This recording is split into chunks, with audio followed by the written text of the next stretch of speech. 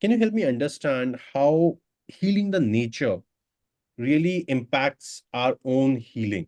How does that help? Okay, so that's good. A lot of quantum physicists today, Nassim Hanaman is my favorite. He's almost getting to the point where he's going to discover that spirit is right there.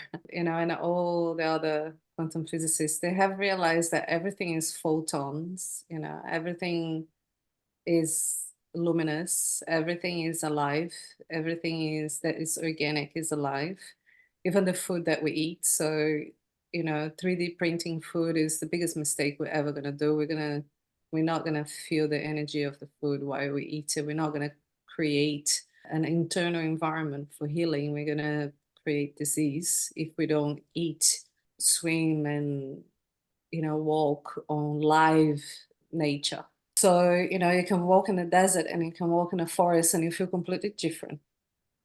You feel I've done both, so you will feel different. Sometimes you walk Asian forest, so you walk in a, South American forest is different also. So I feel that the grandiosity of the world was the forests. Mhm. And why we became who we became was because of the energy of the earth.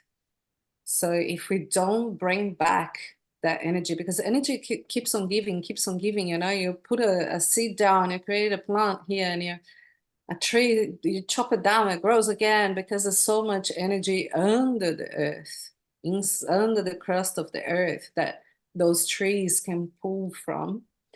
But we can't. We're floating on the top of the earth. We think we are deep enough, but we're not. We're just in the surface. Mhm. We're literally in the surface now. And the quantum reality call it the terrain. We only see the terrain. We don't see the depth. We don't see how far that root of that tree is going until you try to pull the tree out. So they've in quantum physics they also like cut, recently, they saw on the microscope with these lights like the photons still exist even when you cut the leaf.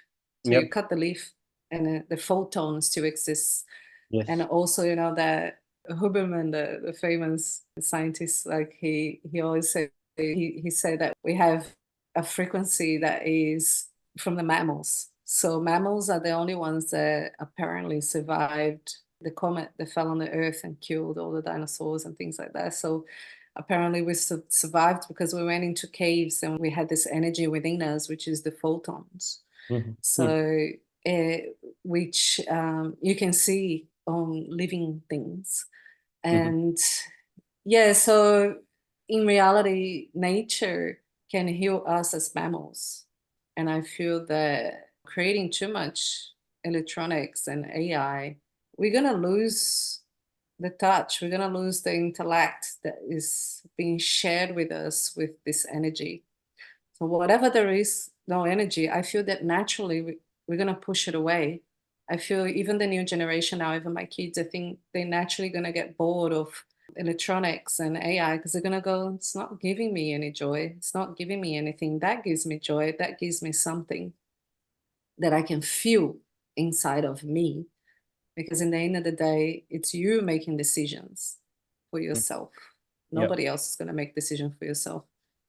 And unfortunately, with health science and all that, some people want to make decision when it's too late. I'm so sad, I'm so tired, I'm so this. Can you heal me? Can you take all of these bad things around me? And some people come to me going, I think there's a bad spirit around me. And I look at them and I said, no, you're just depressed.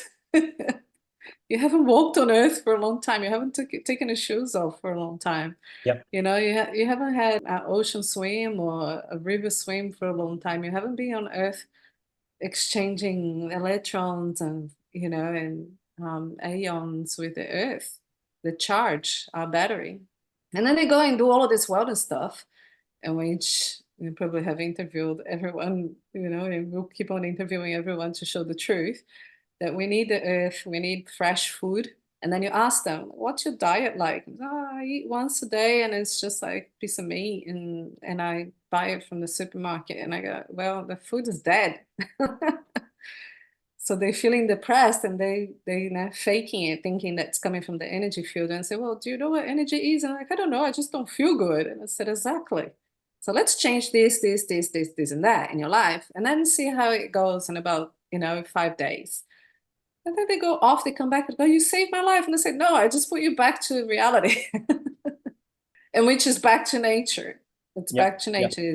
It's holistic medicine, herbal medicine, all of the traditional Chinese medicine herbs, fresh food from the markets, from good soil, nothing sprayed, nothing poisoned, organic food, grass-fed food, fresh chicken, eggs. If you're a vegan, I'm sorry.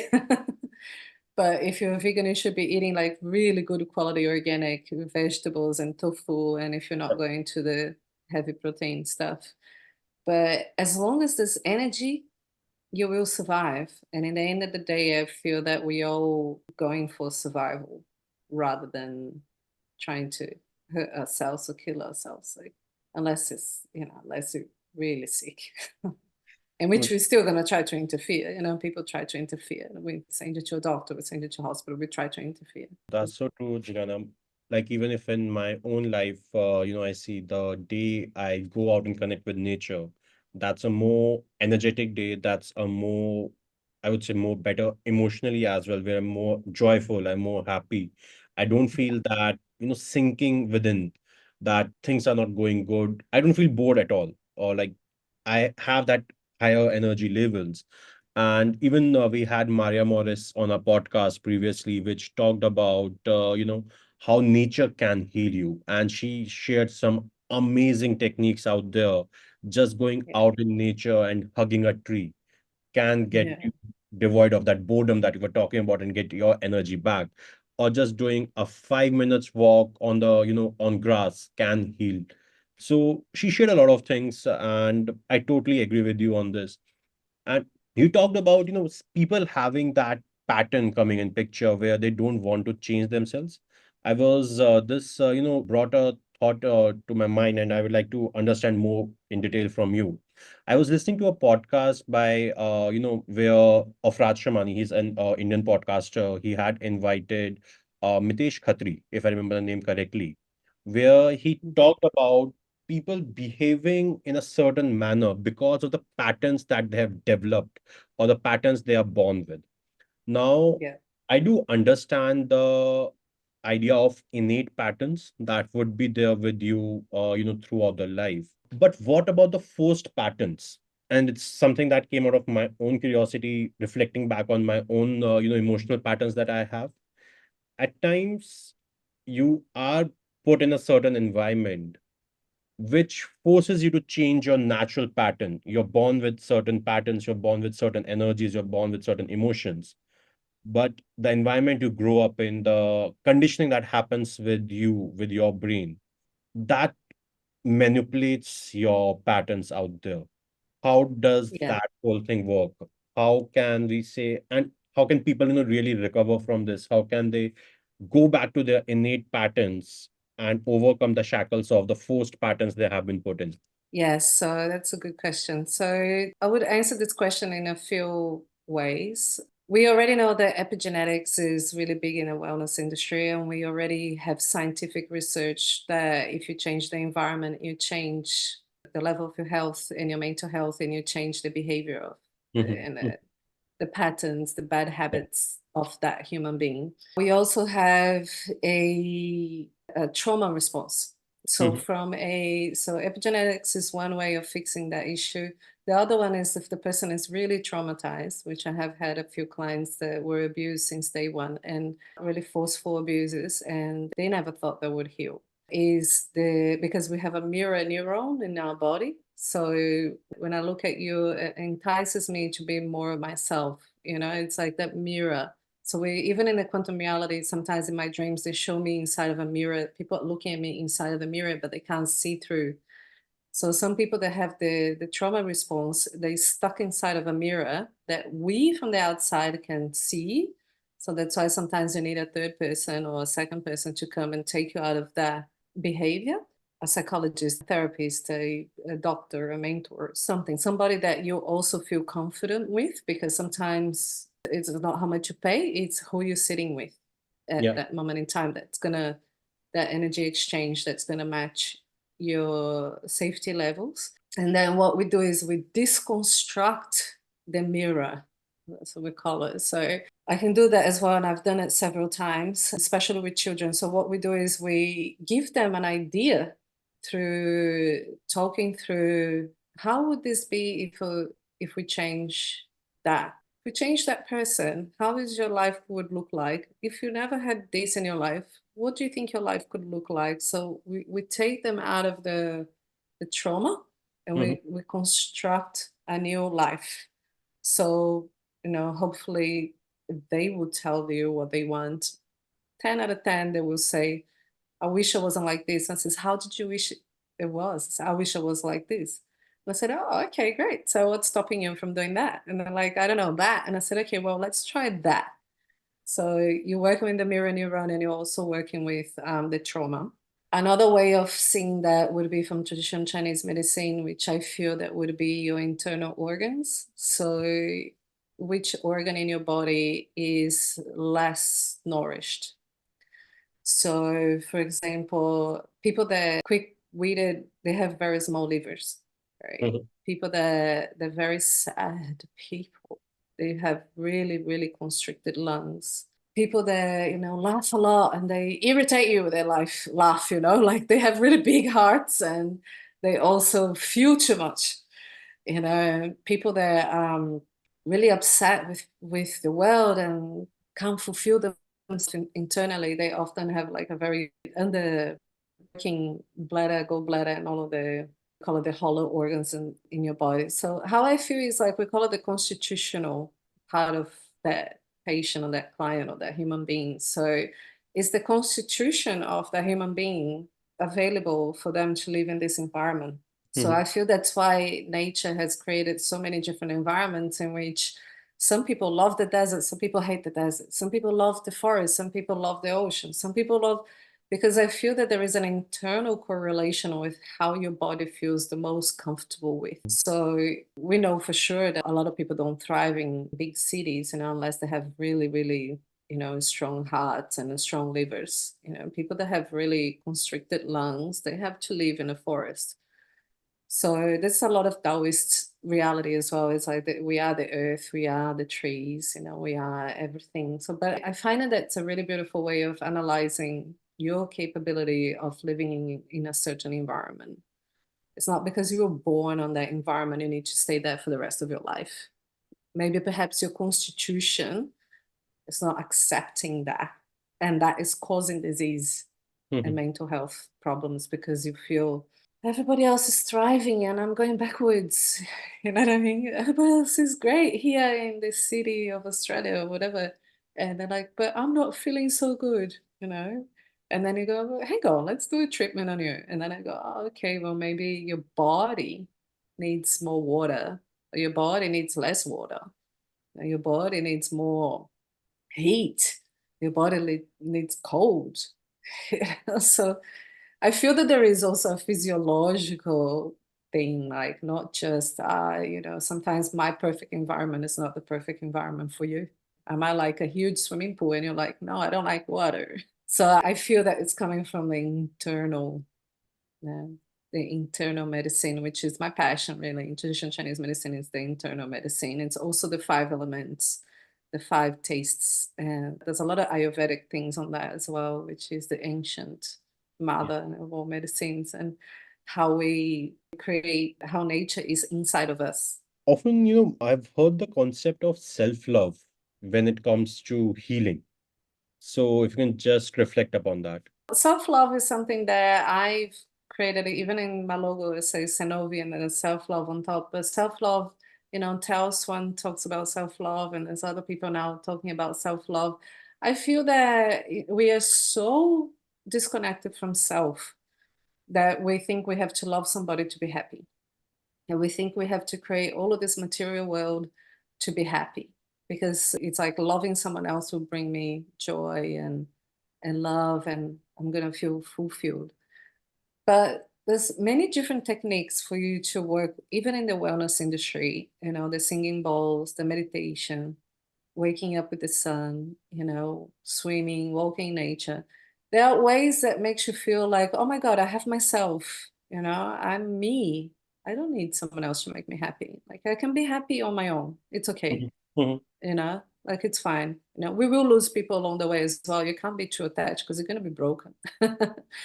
So self-love is mostly like the love that we can create within ourselves. And I feel that the people that exude love, they're the ones that people like are attracted the most to. So sometimes people like, the law of attraction, I'm gonna sit here, trying to manifest stuff. And I say, but if you just focus on self-love, you manifest anything because you're grounded.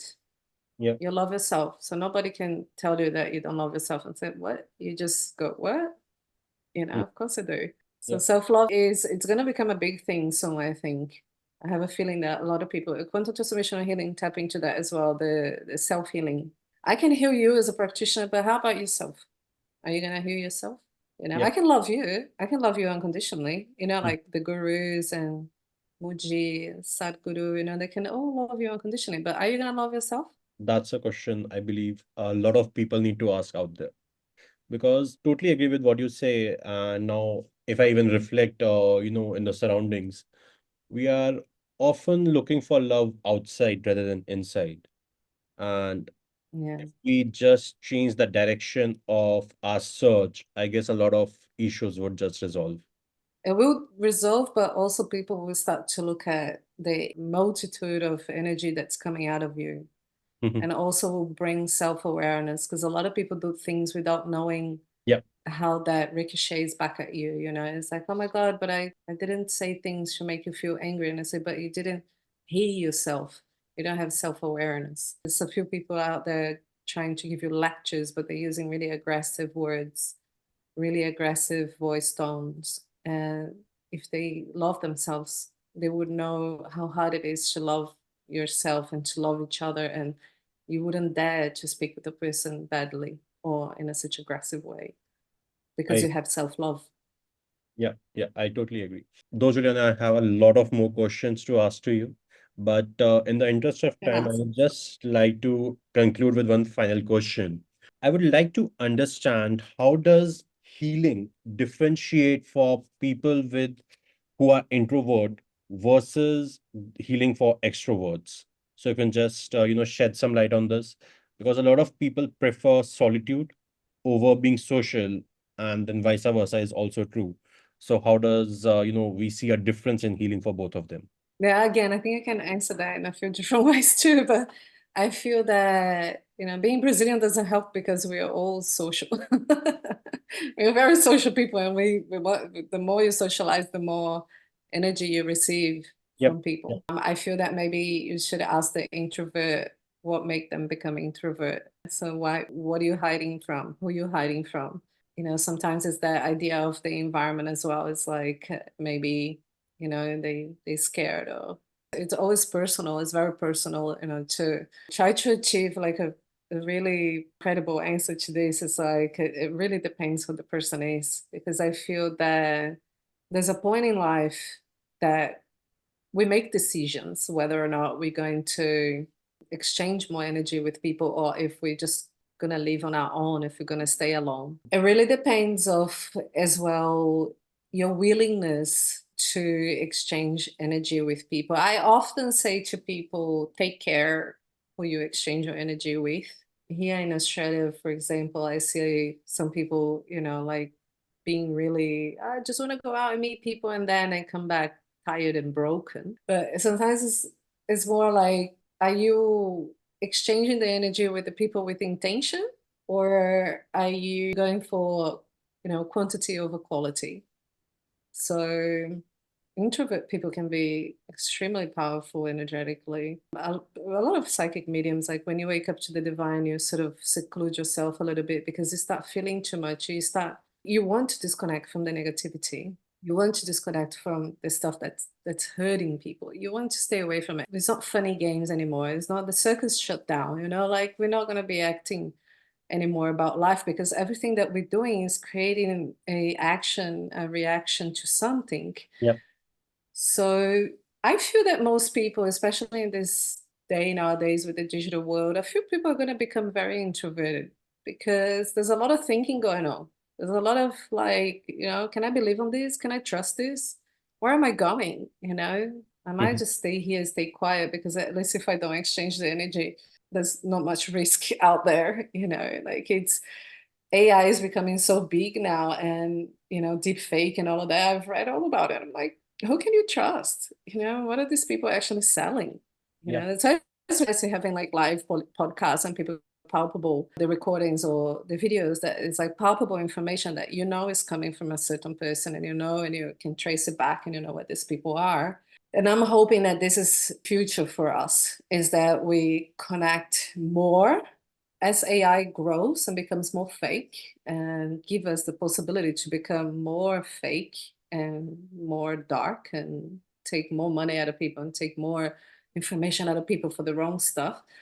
The good people can just go the other way and go, how nice it is just to be ourselves and not have to use AI, and not have to use robots to replace us. I don't want to be replaced. I still want to give a live video with my own voice, and I still want to, interact with people, and I still want to be here. I want to create life on Earth, and I create humanoids.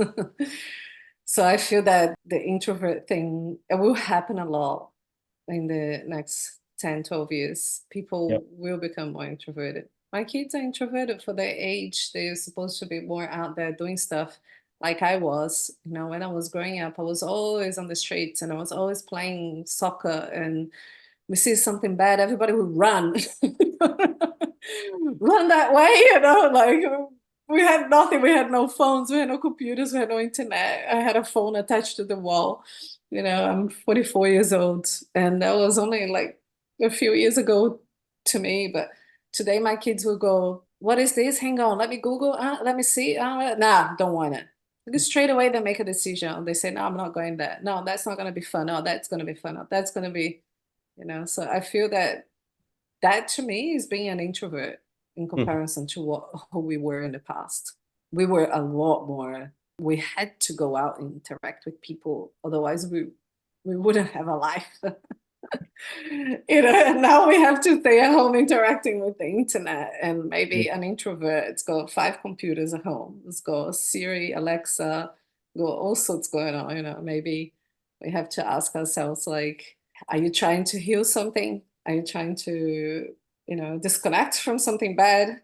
Or you just like to be on your own, Yes, yes, yes. That's so true. That's so true. With technology, a lot of comfort has come. But instead of we using the technology slowly and steadily, the journey towards the different side is happening where technology starts to use us. I believe Yeah. there is a requirement to ask the right questions, as you rightly said, at the start. We need to ask the right questions as well. And the most important thing is we need to start asking what's beneficial for me. So, with that, Juliana, I would really like to thank you for your profound insights. And it has been an Yeah. enlightening experience, learning about quantum transformation healing, how can we heal the nature, and then the journey of healing alone as well. Thanks a lot for coming on. We are listening. Thank you so much. And yeah, you can, just to wrap it up, like the quantum transformational healing is a modality that's available to anyone. So as long as you have an open mind, and you trust your intuition, and you trust the energy, the quantum will be always there to hold you on the other side and help you to identify what could possibly be missing. That used to be my little slogan. It's like, if everything is possible in your life, what could be possibly missing? So that I'll leave it with this question, because a lot of people will sit down and go, what could be possibly missing? Yeah, that's right. And am I feeling okay? So it's like, check yourself in, are you feeling okay? Are you feeling good? Do you need help? Ask for help.